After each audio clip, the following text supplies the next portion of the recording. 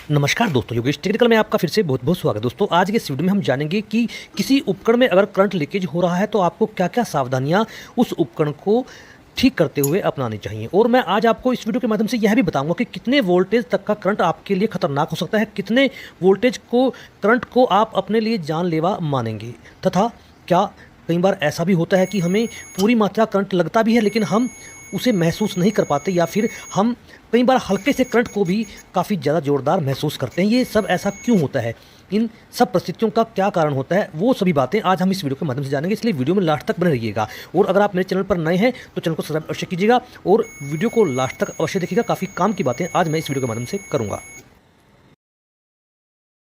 उपकरण को कभी भी सीधे हाथों से या नंगे पैरों से ना छुएं, क्योंकि परिस्थितियां अगर आपके प्रतिकूल हैं तो आप नुकसान में पड़ सकते हैं। इसलिए हमें अपने उपकरणों से ही उस उपकरण के करंट की लीकेज की सीमा को जांचना होगा। उसके लिए हम मल्टीमीटर का इस्तेमाल करेंगे, जिसे हमें उस की जो ब्लैक लीड है उसे ग्राउंड कर दिया है, हमने एक फरस के सुराख में उसे लगा दिया है, और दूसरी जो लाल लीड है उसे मैं उपकरण पर लगा रहा हूं। और मल्टीमीटर को मैंने 200 या 700 वोल्ट पर सेट कर दिया है, जिसमें करंट जो उस उपकरण से लीकेज हो रहा है वो 165-166 के आसपास है, जो कि खतरनाक सीमा हो सकती है। इसलिए आपको काफ़ी सावधानी का इस्तेमाल करना होगा इस उपकरण की जाँच करने के लिए। तो दोस्तों एक बार दोबारा से फिर शुरू से चेक करेंगे और उसके बाद स्टेप बाय स्टेप इसकी फॉल्ट फाइंडिंग करेंगे, करंट लीकेज क्यों हो रहा है। तो दोस्तों हम उपकरण को अब स्टेप बाय स्टेप चेक करेंगे। शुरुआत करेंगे हम हमारे उस प्लग में कितनी वोल्टेज आई हुई है। मैं आपको एक बात बता देना चाहता हूं कि आप वीडियो को देखते भी रहिएगा और ध्यान से सुनते भी रहिएगा, क्योंकि मैं आपको जो बातें बताऊंगा वो आपके काफ़ी काम आएंगी। इसलिए मैं स्टेप बाय स्टेप कार्य भी करता रहूँगा और आप ध्यान से सुनते भी रहिएगा। और हमने सबसे पहले वोल्टेज को चेक किया, जो कि उचित है हमारे इस उपकरण के लिए। अब हम आगे वाले स्टेप पर चलेंगे। उसके बाद हमने वोल्टेज चेक करने के बाद अब हम इसके कंप्रेशर को ग्राउंड है या नहीं वो चेक करेंगे। लेकिन उससे पहले मैं आपको बताना चाहता हूं कि आप जो हमारी लीड होती है उपकरण की, उस पर एल और एन का सिंबल होता है उसकी पिन के ऊपर। आपको यह जांचना है क्या एल में फेस गया है या फिर न्यूट्रल में फेस तो नहीं गया, क्योंकि यह भी एक कारण हो सकता है किसी भी उपकरण में करंट आने के लिए। क्योंकि हर कंपनी यही कहती है कि आप उस वायर पर जो न्यूट्रल और फेस के साइन दिए हुए हैं उनके अनुसार ही उसमें फेस और न्यूट्रल जाना चाहिए, नहीं तो उपकरण करंट लीकेज की समस्या को उत्पन्न कर सकता है। ये बातें आपको हर उपकरण पर ध्यान देनी होती है, इससे भी इस करंट लीकेज की फॉल्ट फाइंडिंग हो सकती है। अब हम बढ़ते हैं आगे।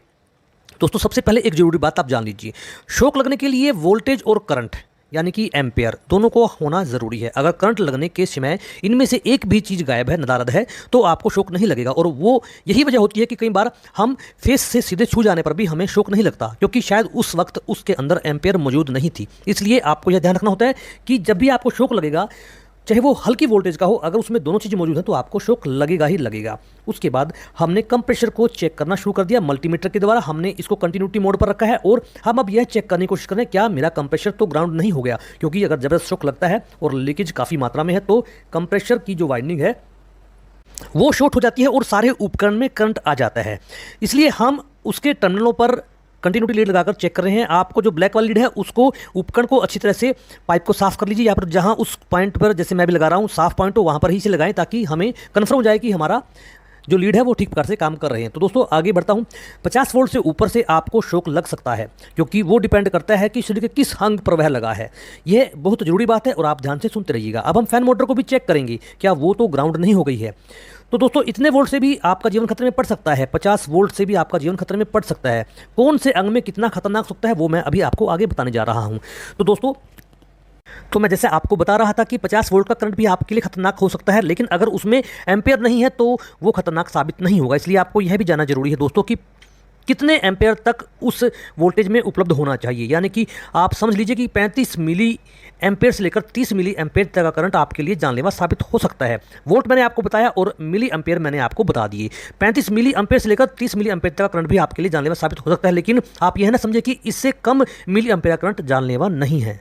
हमारा कंप्रेशर भी ठीक है दोस्तों और हमारी फैन मोटर भी ठीक है, वो ग्राउंड नहीं है। और एक कारण हो सकता है जो अभी अर्थिंग की तार मैंने आपको दिखाई, यह भी आपके करंट लीकेज की समस्या का कारण हो सकती है, जो हमारी तीसरी पिन से कनेक्ट होती है। आपके बोर्ड में शायद तीसरी पिन से कोई फेस की वायर टच हो गई हो, या फिर जिस उपभोक्ता ने उपकरण को अर्थिंग ग्राउंड करवाया है या नहीं करवाया हो, शायद उस तार में कुछ गड़बड़ हो सकती हो, इसलिए हमने इस बोर्ड को खोल लिया है। अब हम जांचेंगे कि तीसरी पिन पर कोई प्रॉब्लम तो नहीं है। और जैसा आप देख पा रहे हैं, एक पीले रंग की वायर तीसरी पिन पर लगी हुई है। हमारी इस संस्था के अधिकारियों ने इसे ग्राउंड करवाया है, लेकिन क्या ग्राउंड अच्छी क्वालिटी का है? क्या इस ग्राउंड वाली वायर में ही तो कोई प्रॉब्लम नहीं है? ये हम वीडियो में अभी जांच रहे हैं और चेक कर रहे हैं। आप वीडियो को ध्यान से देखते रहिएगा, मैं आपको वो सभी बातें बता रहा हूँ जो आपके काम आएंगी। तो दोस्तों, मैं आपको बता था कि जैसा पहले मैंने आपको बताया, करंट शरीर के किस अंग को लगा है उस अंग की प्रतिरोध क्षमता कितनी है, यह नुकसान उस पर डिपेंड करता है। क्योंकि दोस्तों, हमारे शरीर के हर अंग की प्रतिरोध क्षमता होती है जो किसी भी पावर का प्रतिरोध करती है। जैसे करंट जैसे हमें लगता है तो हमारा शरीर उसका प्रतिरोध करता है, लेकिन वो कितनी हद तक करता है वो मैं आपको आगे बताना जा रहा हूं। तो जैसे मैंने आपको बताया कि इन पॉइंट को आप ध्यान से सुनिएगा दोस्तों। अगर आपका शरीर पूरी तरह से सूखा हुआ है तो आपके शरीर का प्रतिरोध ओम, जिसे हम ओम में मापते हैं, जिसे हम रेजिस्टेंस भी कहते हैं, वो 1,00,000 ओम होगा। आप ध्यान से सुनते रहिएगा। अगर आपका शरीर गीला है, चाहे पसीना ही क्यों ना आया हो, तो शरीर का प्रतिरोध 1,000 ओम रह जाता है, यानी कि बहुत घट जाता है कि 90,000 उसमें से चले गए, माइनस हो गए। सूखे शरीर का और गीले शरीर का ये डिफरेंस है। हमारे सिर यानी हमारा जो हेड है, अगर उस पर करंट लगे तो उसका प्रतिरोध दोस्तों 100 ओम रह जाता है, जो कि काफ़ी कम है। और बाएं हाथ का प्रतिरोध, जैसे मैंने बाएं हाथ से किसी उपकरण को छू दिया जिसके अंदर करंट है, तो उसका ओम 500 ओम है, क्योंकि इसी के पास हमारा दिल होता है। और अभी मैंने आपको चेक करके दिखाया, जो पीले रंग का वायर है मैंने उस पर लाल रंग की लीड लगाई और जो न्यूट्रल है उस पर ब्लैक रंग की लीड लगाई, तो आपने देखा कि वोल्टेज 216 से ऊपर है। यानी कि इस पीले रंग की वायर में पूरी तरह से करंट और यानी कि फेस आया हुआ है जो हमारे उपकरण में प्रवाहित हो रहा है, यानी कि प्रॉब्लम यहाँ है। अब मैंने इसके लास्ट वाले सिरे को जांचने की ज़रूरत समझी, जहाँ पर इसे अर्थिंग किया गया है, लेकिन मैं शौक रह गया कि यहाँ पर कोई अर्थिंग है ही नहीं,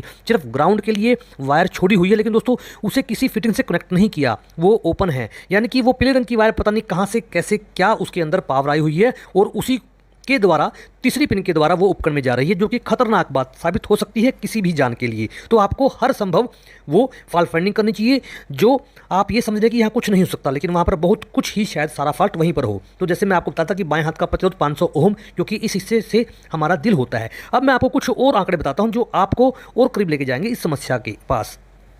तो दोस्तों, अब मैं आपको बताता हूं कि आपको कितनी मिली एम्पेयर का शॉक लगने पर कितना नुकसान हो सकता है।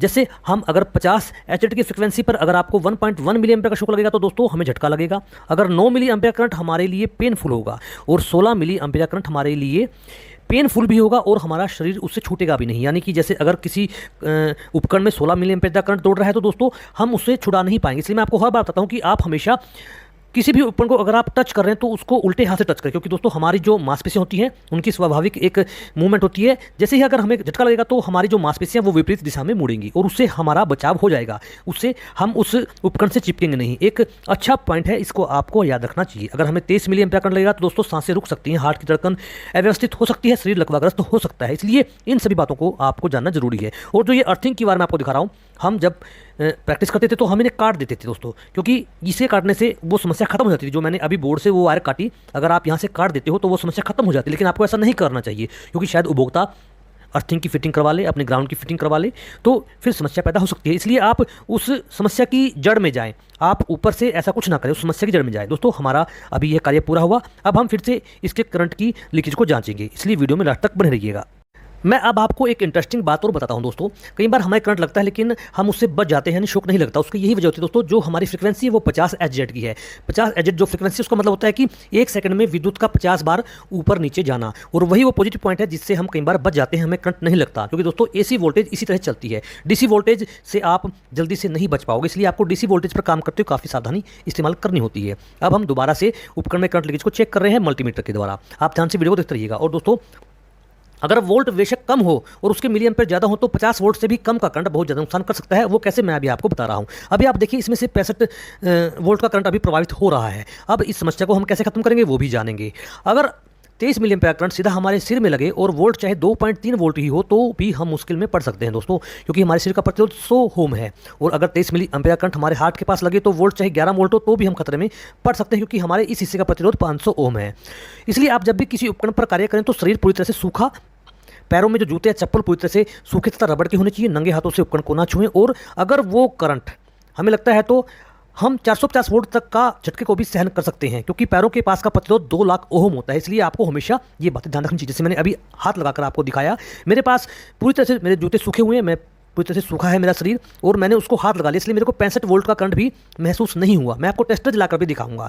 अगर आप पूरी तरह से इंसुलेटेड हैं, पूरी तरह से सूखे हुए हैं, तो आप इस समस्या से बच सकते हैं। लेकिन अगर आप गीले हैं, आपके हाथ गीले हैं, आपके पैरों में चप्पल नहीं है, अगर उनमें कील है, तो भी आप भारी समस्या में पड़ सकते हैं। इसलिए दोस्तों हमेशा सावधानी के साथ ही आपको इस कार्य को अंजाम करना चाहिए। जैसे मैंने अभी आपको दिखाया हाथ लगाकर, मेरे को शौक नहीं लगा क्योंकि मेरे पैरों में जूते हैं जो पूरी तरह से सुरक्षित हैं। उनकी भी एक कैटेगरी होती है दोस्तों, हर जितने कैपेसिटी का करंट होता है दोस्तों उसके हिसाब से ही हमारे सेफ्टी इक्विपमेंट आते हैं, हमारे ग्लव्स आते हैं, हमारे जूते आते हैं, उन्हीं के अनुसार हम हाई वोल्टेज पर काम कर लेते हैं। अगर मैं आपको बताऊं तो आप भी अचंभित होंगे। जो दोस्तों बड़ी पावर लाइनें होती हैं कई कई लाख वोल्ट की, आपने कभी देखा हो तो उन्हें कभी बंद नहीं किया जाता, उनको चालू होते हुए रिपेयर किया जाता है। उसका यही कारण होता है कि जो सेफ्टी ग्लव्स होते हैं, उनके जो ड्रेसेज होती है और जो काम करने के उपकरण होते हैं दोस्तों, वो काफ़ी इंसुलेटेड होते हैं, यानी कि वो उष्मा के कुचालक होते हैं, इसलिए वो करंट उस शरीर से प्रभावित नहीं हो पाता। आपने कभी ध्यान दिया हो जब कोई उपकरण ग्राउंड हो जाता है दोस्तों, उसके अंदर काफ़ी एम्पियर बढ़ जाते हैं, और अगर हमने ऐसे उपकरण को हाथ लगा दिया तो सारा करंट हमारे अंदर से होता हुआ धरती में यानी पृथ्वी में चला जाएगा और उससे हम नहीं बच पाएंगे। इसलिए आपको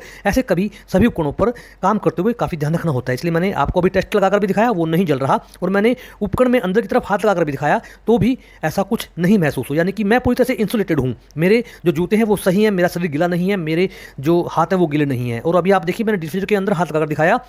तो आपको इन बातों का ख्याल हमेशा रखना चाहिए कि आपके पैरों में अच्छी तरह से सही प्रकार के शूज हो, आपका शरीर सूखा हो।